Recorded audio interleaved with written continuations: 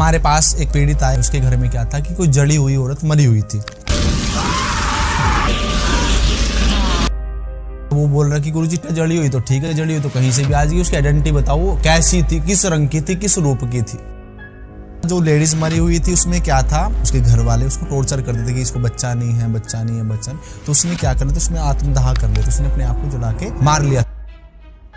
और उसके बाद थी कि अगर इनके घर में कोई भी बहू आ गई मैं बच्चा नहीं होने दूंगी। एक बदले की भावना थी उसके अंदर। जब भी बच्चा गर्भ ठहरता था 30वें महीने में खत्म, कोई 7वें महीने में खत्म। अगर पैदा हो गया तो तुरंत मार देती थी, बच्चा लीला पड़ जाता था, गला उसका घुट जाता था, बच्चा तुरंत खत्म। चैलेंज देनी थी, तो था को प्रयास कर ले, मैं यहाँ से नहीं हिलने। अभी आपके पास किस प्रकार के केसेस आते हैं? प्रेत से पीड़ित, यक्षिणी से पीड़ित। एक ऐसा ही था जो धाम पे आया हुआ था, उसने यूट्यूब से देखा और उसने साधना प्रारंभ कर दी।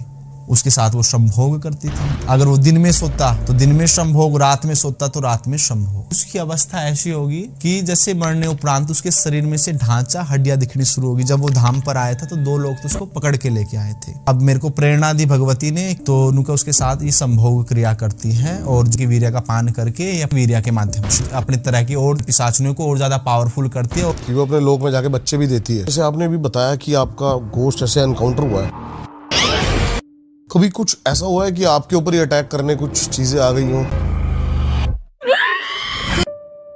मेरठ में मेरे साथ हुआ था। उनके घर में जो एक्चुअल में पीर था, किसी मोमडन भाई का घर था और वो लिया था किसी हिंदू ने। अब वहां पर उस पीर की मजार थी, किसी ने बोला इसको हटा दे, तो उसने क्या किया, उस पीर की मजार को तोड़वा दिया। जैसे मैं घर में गया, जितने भी वहां पर जिन थे, जिन्नात थे, शैतान थे, मेरे सामने कभी कुछ हारा, कभी कुछ हारा। अब